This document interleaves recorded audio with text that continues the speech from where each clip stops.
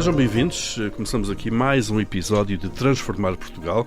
Este podcast é uma parceria entre o Observador e a EY, onde ao longo de 6 meses vamos analisar 6 setores vitais para o país. Hoje falamos sobre a inteligência artificial na indústria e para falar desse tema tenho comigo Diogo Dias, é CEO da Small Compal, o Sérgio Ferreira, que é partner da EY em Business Consulting e líder da iniciativa EY AI, e o David Oliveira, que é diretor da EY Parthenon.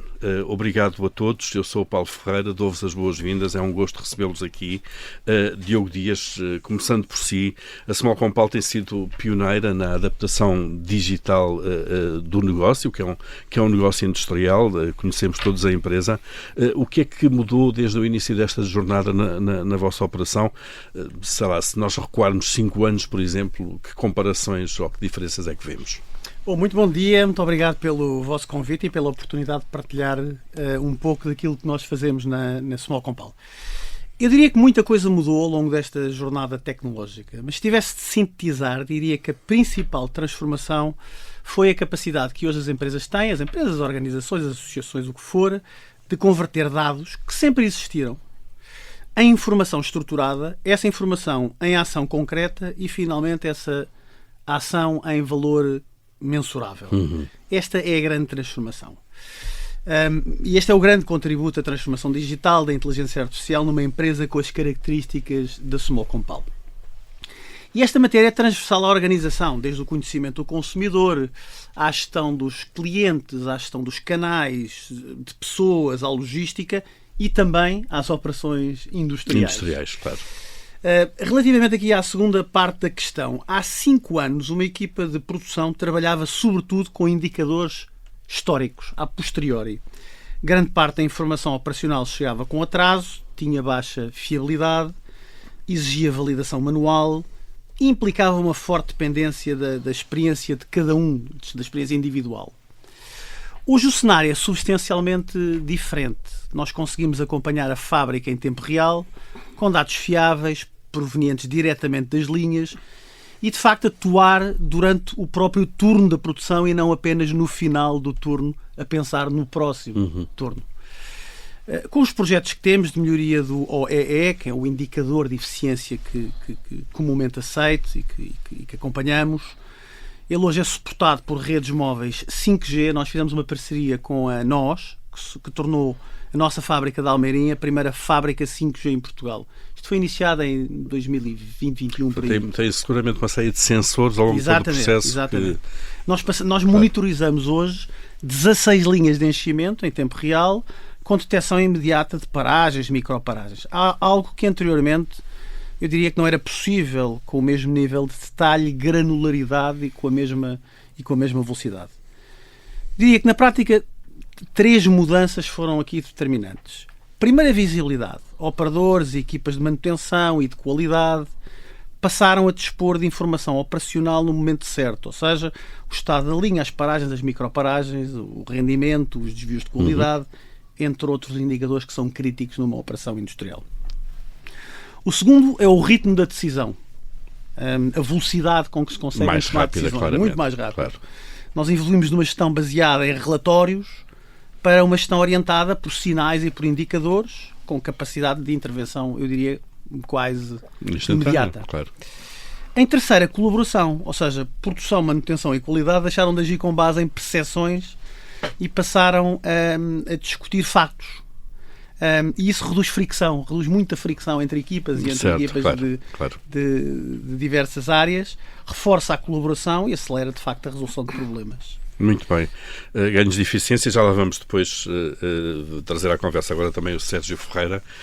Sérgio, para perceber, olhando agora, partindo deste exemplo da Small Compal, mas olhando para o tecido industrial português, em que ponto é que nós estamos? É difícil, obviamente, ter todos os indicadores sobre isto, mas há certamente alguns dados relevantes. Bom dia, Paulo.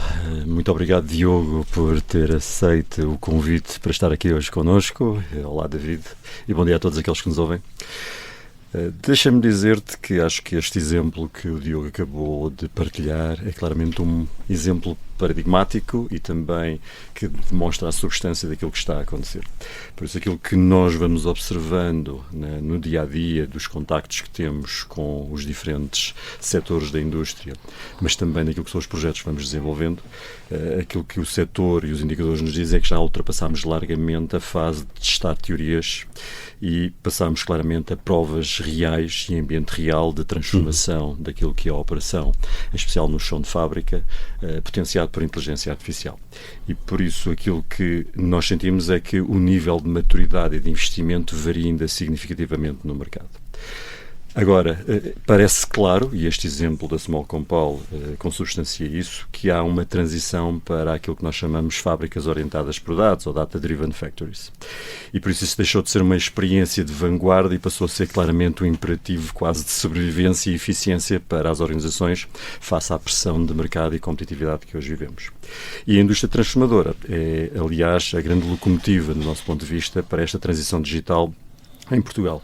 E aqui começava por partilhar, se calhar, alguns números que julgo que quem nos ouve gosta sempre de perceber o que é que, quando nós estamos a dizer que está a acontecer, o que é que isto quer dizer. Por isso, a média nacional de adoção de inteligência artificial naquilo que é o tecido empresarial fica-se mais ou menos por uns 11% a 12%. No setor industrial, este valor disparou de mais ou menos perto dos 17% em 2022 para uns expressivos 42% em 2024. Próximos da metade já, claro. Exatamente. E está a acelerar e acelerou em 2025, apesar de 2025 não ter tido o mesmo tipo de crescimento que vimos nos 3 anos anteriores. E a outra coisa que também é importante e que também o Diogo aqui salientou é que claramente não estamos já confinados a um conjunto de robôs rígidos dentro destas fábricas. Por isso que as máquinas de hoje, como o Diogo também disse, diagnosticam já as suas próprias falhas, ajustam parâmetros em tempo real e integram-se com a nuvem de uma forma já muito natural. Por isso, todo este ecossistema de digital e físico passou a estar muito mais integrado, trazendo daí muitas das vantagens que antes eram mais difíceis. E a maior parte das empresas com quem nós falamos já nos diz que conseguem quantificar claramente o retorno destas tecnologias com ganhos líquidos reportados no seu P&L. Portanto, já é notório a vantagem já financeira. Está a acontecer e a vantagem financeira é óbvia. Eficácia, eficiência, rapidez de processos, imagino desperdício também em alguns casos reduzido. Sim, é muito variável, por isso desde algoritmos de IA que permitem fazer e analisar muitos milhares, milhões de dados em tempo real e com isso haver tomada de decisão que deixa de ser reativa para ser preditiva e preventiva. Proativa, claro. E isso claramente é uma daquilo que são as grandes vantagens que este novo mundo, não só de dados, mas depois desses dados transformados em inteligência através dos algoritmos, está a trazer para as empresas. Muito bem. David Oliveira, e como é que nós comparamos com os outros países, de alguma forma, aqueles com quem mais concorremos? Como é que este retrato da IA na indústria portuguesa compara com esses países? Antes de mais, bom dia a todos. Muito obrigado por estar aqui convosco. É sempre um prazer voltar cá. Eu acho que primeiro começava no todo. Dependendo dos setores, eu acho que nós estamos mais avançados nos e menos avançados noutros, ou precisamos de progredir mais noutro. Naquilo que é a componente industrial, eu acho que nós estamos ali muito na média europeia, okay? Em termos daquilo que é a adoção, acho que nós temos bom talento, acho que nós temos bons polos de inovação e desenvolvimento e, portanto, acho que aí nós estamos bem. Falta-nos escala, falta-nos velocidade, que nos permitam transformar aquilo que são as nossas ideias depois efetivamente em vantagens para o negócio, não é? Temos países como a Alemanha, como a França e como a Itália que lideram nesta adoção a nível de industrialização, ok? Mas para nós precisamos de acelerar ali um bocadinho e precisamos de progredir mais. Portanto, onde é que eu acho que nós estamos bem? Nós estamos bem no talento e na ciência. Temos aqui uma boa base universitária, uma boa base de Research and Development, temos boas startups, temos equipas com competências, temos uma visão computacional grande, já com manutenção preditiva, como os meus colegas aqui do painel disseram, e com muito analytics por trás, já muito preditivo, a antecipar as coisas. Na indústria de processos, claramente temos muitos dados e ao processarmos muitos daqueles dados operacionais conseguimos ter escala e conseguimos prever mais à frente e, portanto, aí é o terreno natural da inteligência artificial. onde é que nós temos que melhorar? Claramente na escala, temos demasiados pilotos. Temos que passar para a concretização do negócio com mais rollouts, com mais investimento. Com a integração... Já agora, isso não é um problema do país de uma forma genérica? É um problema Ou do aqui país. ainda temos um problema de escala dentro de um problema de escala? Eu acho que é um problema de escala dentro de um problema de escala, porque o tecido empresarial e industrial português, nem todo ele tem a escala suficiente para investimentos significativos. E, portanto, algumas é um constrangimento da escala do nosso país. Mas é um constrangimento da escala do nosso país que, no limite, pode ser resolvido com a criação, por exemplo, de clusters, que todos beneficiam e a economia beneficia também. Força. A indústria claramente vê isto como uma oportunidade. O que eu vejo aqui é que, completando, pode haver aqui na indústria nacional 2 ritmos diferentes, e segmentando. As empresas, sobretudo exportadoras, com uma pressão competitiva internacional, essas necessitam de competitividade. Portanto, é o sim ou sim.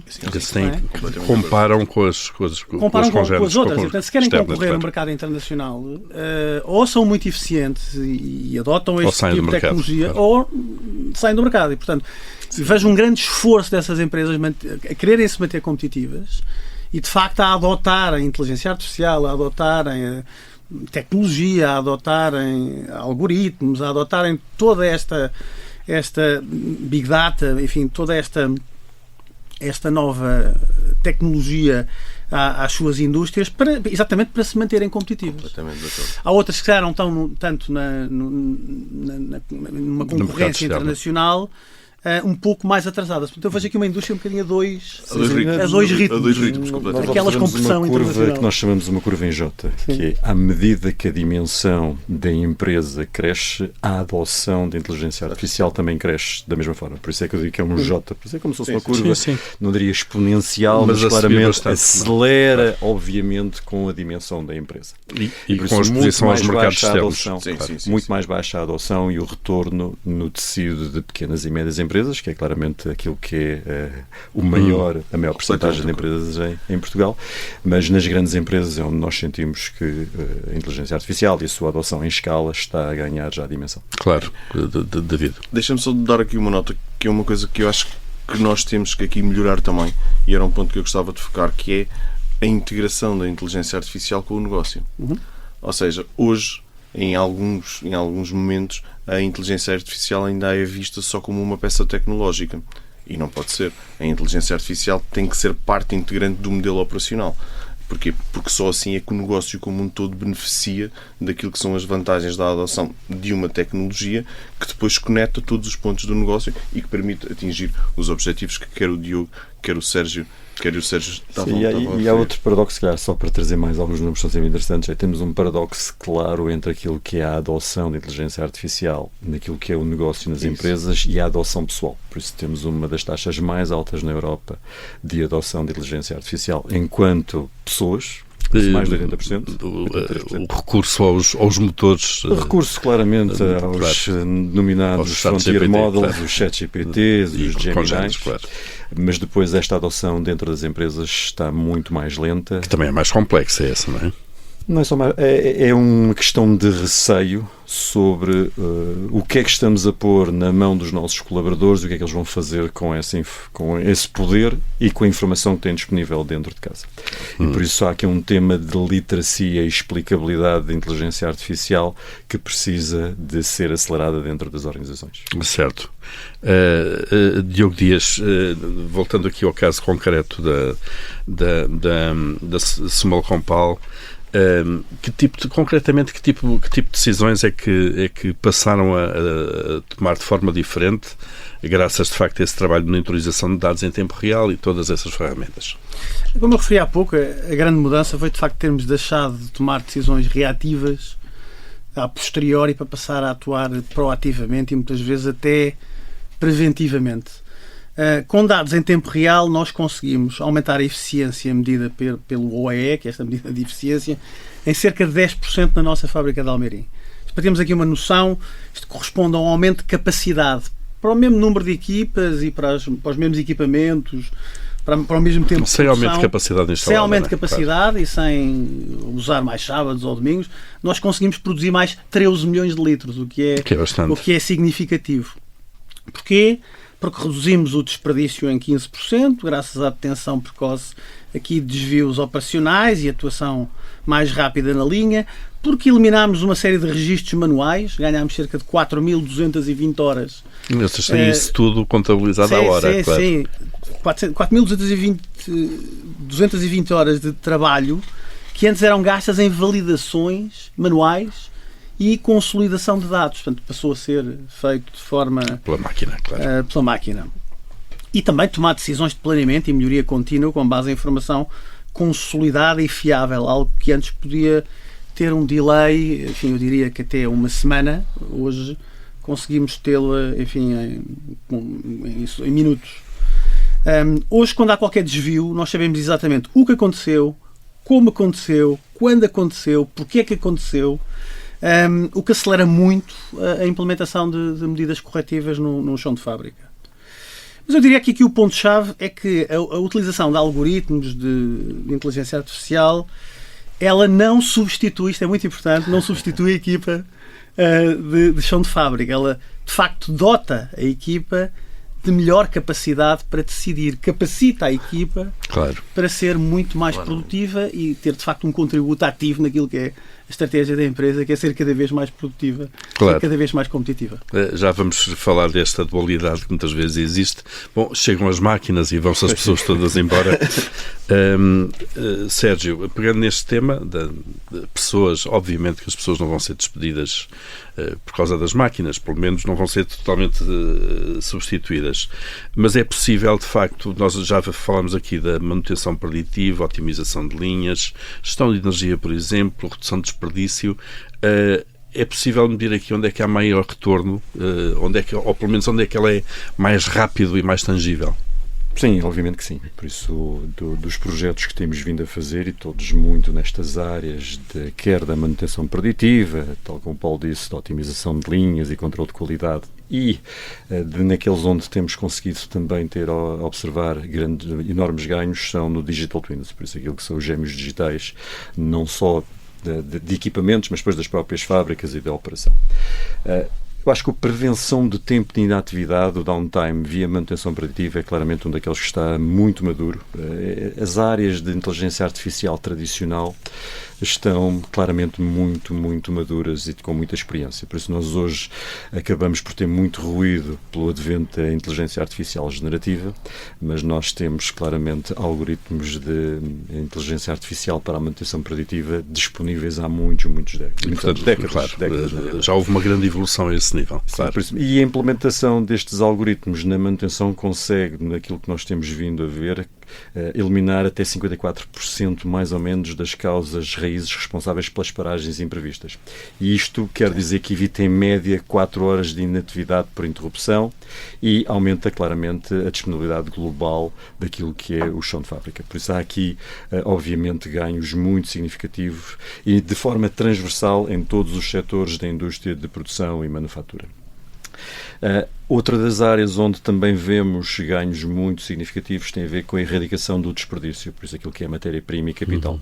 Por isso o retorno é também aqui altamente tangível nos processos que salvaguardam o uso de recursos que são naturalmente executáveis e dispendiosos. Por isso o que existe aqui, por exemplo, numa das empresas com quem estamos a trabalhar, houve redução da injeção mecânica de químicos agressivos que permitiu estagnar, por exemplo, a acumulação inútil de estoques que tinham volumes financeiros muito significativos nos armazéns para preservar as margens de lucro. Ou até, em alguns casos, poupar as emissões de testes desnecessários, isto quando estamos a trabalhar, por exemplo, com a indústria automóvel. E isto tem reflexos contabilísticos palpáveis e imediatos nos resultados líquidos das empresas, que são, como é óbvio, nas questões das margens de operação muito relevantes para aquilo que é a competitividade que querem ter no mercado. Claro. E, David, estas ferramentas vão ao ponto de mudar ou levar as empresas a mudar o tipo de operações? Não. Mesmo, sim, claro. A resposta é sim, claro. Não é só melhorar aquelas que existem, é pôr-nos a pensar. De forma estrutural. Claro. Vão mudar de forma estrutural. Aquilo que se preconiza, não é? É redesenhar aquilo que são as operações em torno daquilo que são os benefícios da inteligência artificial, não é? Eu não vou repetir aquilo que o Diogo e que o Sérgio disseram, porque iria-me estar a repetir, que é passar do reativo para o preditivo, Claro. é passar daquilo que é a eficiência média, que muito bem o Diogo falou, dos reportes manuais, para aquilo que é uma otimização dinâmica na hora e muitas vezes até correção pela própria inteligência artificial. E de uma coisa muito importante, nomeadamente quando se está a falar de chão de fábrica, que é de um conhecimento tácito, de um know-how tácito para um conhecimento que é escalável, que passa de turno para turno e que continuamente se estão a adotar as melhores práticas. Há aqui um aspecto que é absolutamente fundamental para isto resultar, que é de que forma é que eu coloco aquilo que é a operação tecnológica do chão de fábrica, a Operational Technology, a jogar com aquilo que é o nosso IT de gestão, para que eu consiga, eu próprio, tomar rapidamente decisões de gestão e que consiga agir no momento com impacto direto no negócio e no PNL, conforme o Sérgio dizia. Não é? A inteligência artificial não é um gadget. A inteligência artificial permite passar do reagir para o prevenir todos os dias, em cada turno, em cada momento. Claro. E isso, obviamente, depois traz os ganhos que o Sérgio, nomeadamente, trouxe aqui em termos de valores. E leva também a estar integrado, obviamente, nos sistemas de gestão. Isso é obrigatório. E esse é o salto que muitas vezes não é visível quando nós olhamos para a componente de inteligência artificial simplesmente como uma peça tecnológica adicional dentro do nosso ecossistema, mas que empresas mais sofisticadas e que pensam a inteligência artificial numa perspectiva estratégica conseguem colocá-la dentro daquilo que é o ecossistema do negócio da empresa. Acho que o grande desafio vai ser como é que as organizações olham para a inteligência artificial claramente como o substrato daquilo que é o novo sistema operativo do seu funcionamento. Quem não o fizer, claramente, vai estar condenado. Vai ser central. Ainda estamos aqui a discutir. Diria que se pudéssemos dizer, a inteligência artificial vai ser mais ou menos como o ar que nós respiramos. Vai estar em todo lado e em tudo o que nós mexemos. Diogo, há pouco queria acrescentar alguma coisa? Não, em relação ao que o Sérgio disse, eu acho que também pode haver aqui ganhos relevantes na gestão da energia e na sustentabilidade. Com preços voláteis de energia e no contexto geopolítico atual ainda provavelmente mais volátil. Nós estamos a gravar já agora para dar essa indicação em pleno ataque americano, israelita ao Irão. Portanto, a volatilidade ainda pode vir a aumentar bastante.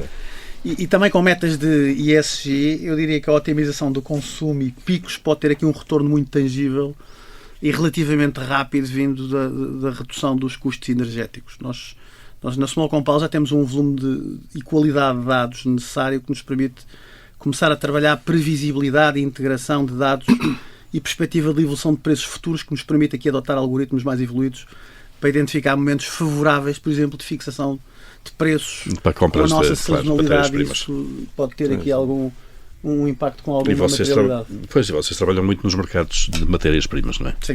Claro. Sim.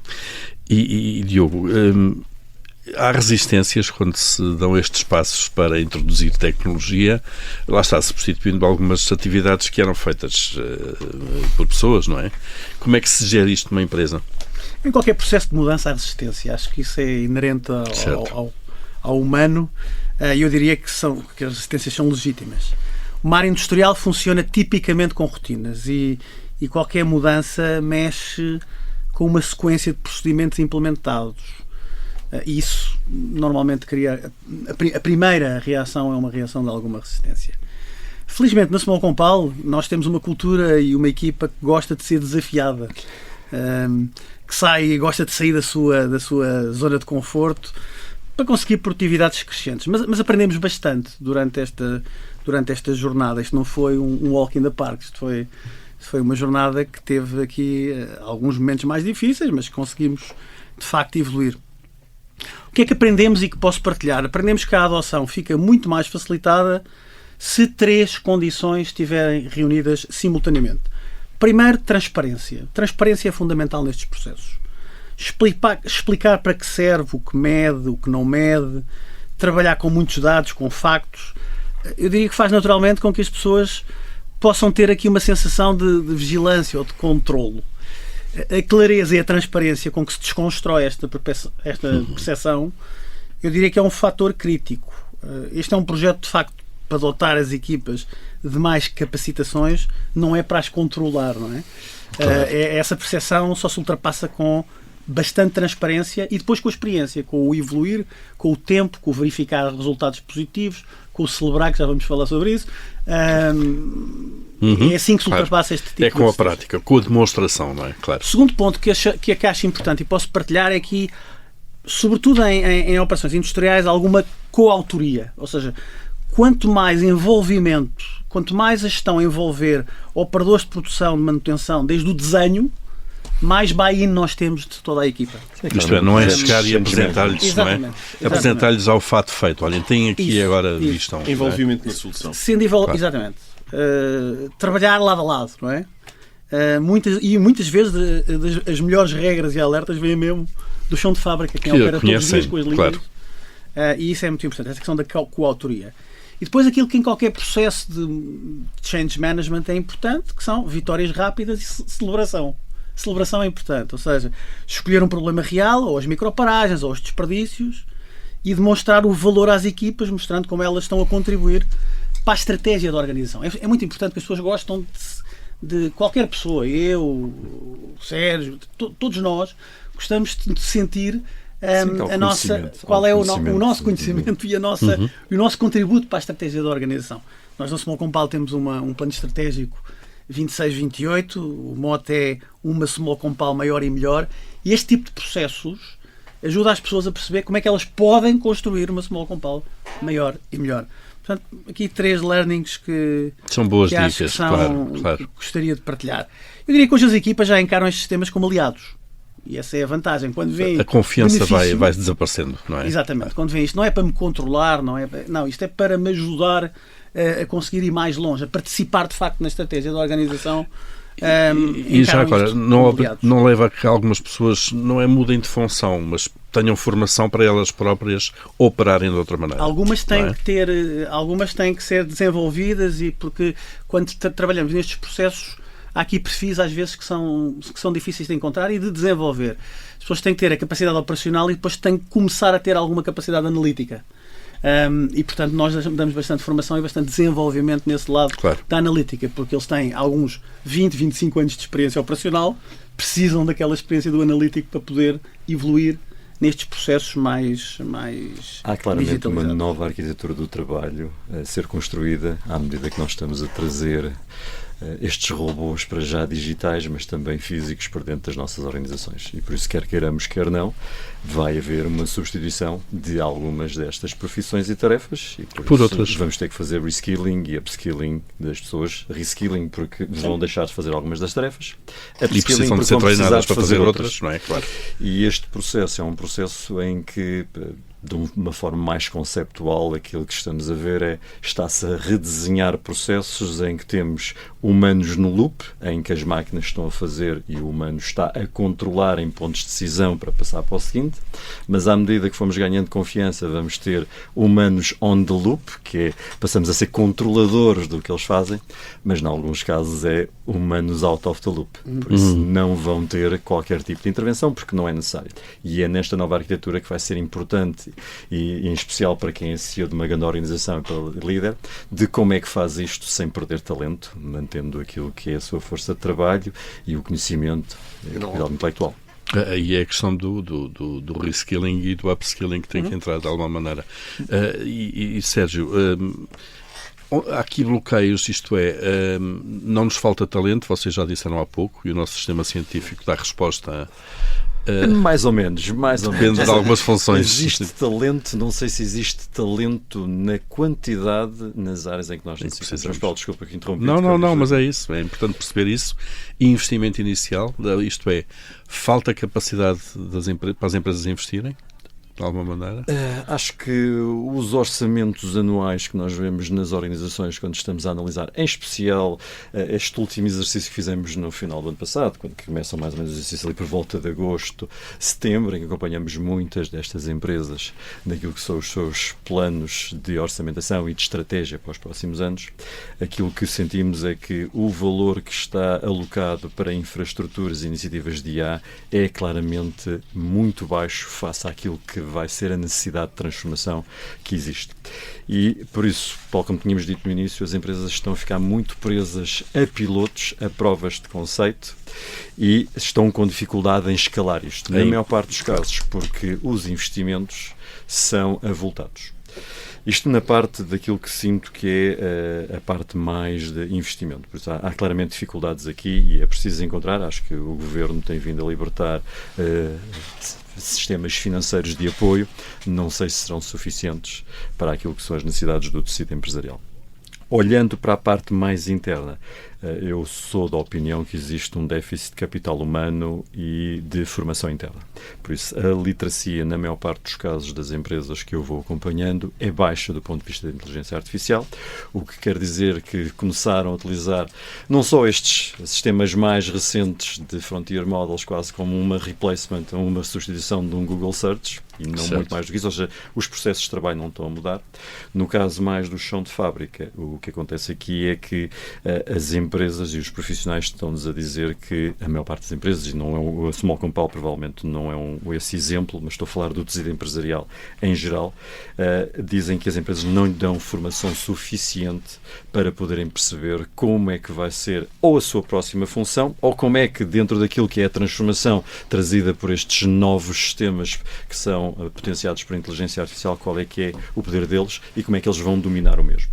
E por isso eles claramente, vou dar um número, 66% reclamam abertamente por melhor apoio formativo. Por isso, o avanço da tecnologia descolou, mas a curva de aprendizagem das organizações não alavancou na mesma direção.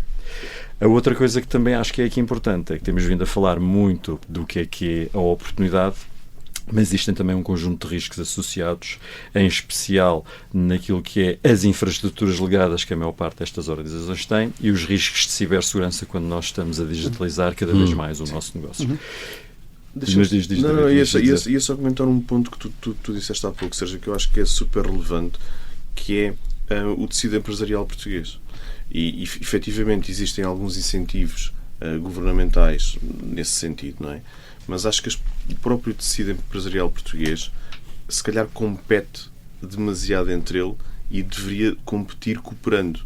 Porque muitos destes desafios que se colocam, que se calhar grandes empresas como a Small Compal têm o músculo e a capacidade de fazer investimentos, obviamente sustentados e com business cases e com ROIs tangíveis e que estão a dar resultado, mas a generalidade, se calhar, daquilo que é o tecido empresarial português não tem este músculo para formações, para investimentos e tudo mais. E, portanto, a criação de clusters e a criatividade deveriam cooperar mais e competir mais também, mas vão competir melhor, com mais qualidade, porque aquilo que vai acabar é que vão passar a competir por preço e não por qualidade. E quando tu competes por preço, normalmente tens um fim à vista. Mas só aqui dando mais algum detalhe que me parece importante. O que é a grande limitação nesta área, até para escalar, é que durante estas últimas, diria, talvez 2 décadas, falou-se de transformação digital. Muitas destas organizações investiram em infraestruturas, as suas infraestruturas de dados. No entanto, elas estão obsoletas, porque a quantidade de dados que nós agora precisamos para alimentar estes novos sistemas é muito maior. Claro. E por isso, para se escalar, é preciso investir claramente na transformação destas infraestruturas obsoletas, sob pena de não conseguirmos tirar dados. Ou seja, nós temos aqui um triângulo muito importante para que estes sistemas possam alavancar aquilo que é a promessa da inteligência artificial. Dados, e eles existem, a maior parte das empresas de chão industrial têm sensorização, recolhem dados. Nossa, é preciso recolhê-los. Agora, claro, depois disto é preciso investimento em capacidade computacional e em algoritmia e conhecimento. E por isso, a maior parte destas empresas hoje não tem uma equipa de data science capaz de poder transformar aquilo que são um conjunto de dados em inteligência para a tomada de decisão, e é preciso ir à procura. E eu acho que não existe número suficiente nem de Machine Learning Engineers, nem de Data Scientists no mercado para aquilo que vai ser a procura. E por isso mesmo que agora possamos dizer que sim, temos talento, e é verdade, as nossas universidades estão a formar muitas pessoas nesta área, não sei se vão ser suficientes para aquilo que é a necessidade que nós vamos ter de analítica, capacidade analítica de dados nas organizações. Muito bem. David, vamos olhar um bocadinho para o futuro e estamos quase a chegar ao fim desta nossa conversa. Está aí, veio para ficar, obviamente. Isto é um caminho agora sem fim e contínuo. Eu diria que as empresas que não olharem para a inteligência artificial numa perspectiva estratégica, não é? Nomeadamente na indústria, e que não redesenhem aquilo que é o modelo operacional e o modelo de funcionamento da mesma em função disso, vão claramente ficar para trás. Vão ficar em desvantagem. Vão ficar em desvantagem. E aquilo que eu dizia que é a diferença entre concorrer por preço e concorrer com inteligência. E concorrer com inteligência significa aumentar margens, qualidade, velocidade, em custo e margem, muito relacionado com o desperdício e muitas das coisas que o Diogo dizia relacionadas com rendimento, rendimento por linha, energia, os custos de matérias-primas que muitas vezes são voláteis, a qualidade e a consistência da qualidade da marca sempre ao longo de todas as linhas, evitando, por exemplo, callbacks ou inventando lotes que não estão próprios para consumo. Uma coisa importante que não falámos aqui, mas a agilidade na inovação, as digital twins que o Sérgio falava agora, permitem-te claramente testar novas receitas, por exemplo, com um risco muito mais reduzido de falhar. E, portanto, a agilidade de tu inovares e teres novos produtos claramente é maior. E depois as pessoas e o talento. E pessoas e talento acho que nem vale a pena nós referirmos aqui, porque claramente isso é um investimento que nós vamos fazer. E existe talento em Portugal. Eu concordo com o Sérgio que provavelmente vamos ter que reforçar, mas há um estudo de alguns anos, que foi feito há alguns anos, que dizia que Portugal iria precisar mais ou menos, em termos de população ativa, de 500 mil de pessoas que Portugal não estava preparado para ter daqui por uma série de anos. Se agora era em 2030, portanto não sei se o meu número está certo ou não, mas o número era mais ou menos este, e se calhar desse 500 mil, Sérgio, se calhar uma parte significativa. Mas 500 mil com que... 500 mil para a população ativa para trabalhar em serviços. Ok. Certo. Que é um número. O talento é um desafio, até porque o talento, no meu ponto de vista, é um talento híbrido. Não é um talento de inteligência artificial, é um talento operacional e simultaneamente de inteligência artificial. Porque só de inteligência artificial também não funciona. Não, Mas é preciso conhecer muito bem a operação. Aplicação prática. Exatamente. A velocidade que está a acontecer está a criar dificuldades nesta transição. Nós antes tivemos sempre muito tempo para ir transformando as nossas pessoas. Agora a velocidade é muito grande. A velocidade está a ser o grande desafio de como é que nós fazemos isto, e como dizemos muitas vezes, estamos a voar e a construir o avião ao mesmo tempo, e acho que este claramente é um momento em que esta metáfora é muito real, e sente-se isso em todas as empresas onde estamos. Diogo Dias, para fechar mesmo, nós falámos aqui essencialmente da operação industrial de uma empresa como a Small Compal, mas que é uma empresa de produtos de grande consumo, nós sabemos, todos conhecemos. E agora, sem reiniciar a conversa, depois a inteligência artificial mete-se em tudo, no marketing, no conhecimento do consumidor e por aí fora, não é? Sim. E vocês aí também estão a trabalhar. É completamente transversal. Eu diria que uma empresa como a Small Compal, com as suas características de gestão de marcas, de conhecimento do consumidor, onde a inteligência artificial entra e assenta e de facto dota a empresa de bastante mais conhecimento, até à gestão logística, a toda a complexidade da gestão logística de quem abastece 20 mil clientes com janelas horárias. Isto é Big Data mesmo. Certo. Portanto, a inteligência artificial, eu diria que entra há muito poucos processos onde provavelmente não entrará. Portanto, entra em muitos processos core da organização. É bastante É a confirmação de que é o transversal. substrato da Small Compal começa a ser Exatamente. muito este tema de inteligência artificial. O negócio não A vive. polpa, como diríamos. É pouco. Mas eu diria que, eu estou aqui a partilhar a experiência da Small Compal. Eu também acho que já muito se faz hoje na indústria portuguesa e há empresas bem mais tecnológicas do que a Small Compal. Enfim, nós temos a nossa experiência e partilhei aqui a minha experiência, mas dar aqui este posicionamento. Eu acho que há empresas em Portugal com bastante uso de tecnologia, com bastante uso de inteligência artificial e com ganhos objetivos. Muito bem, é um admirável mundo novo. Para vocês já não é assim tão novo, mas são vocês que o vão fazendo de alguma maneira, não é? Tentando. Vão tentando. Muito bem, Diogo, Sérgio e David, foi um gosto tê-los aqui neste episódio de Transformar Portugal. Este é um podcast em parceria entre o Observador e a EY. Olhamos ao longo de 6 meses para 7 áreas vitais para o país. Hoje o tema aqui foi claramente o da inteligência artificial, aqui sobretudo num contexto da indústria. Este episódio fica por aqui e voltaremos proximamente com outro tema. Até lá.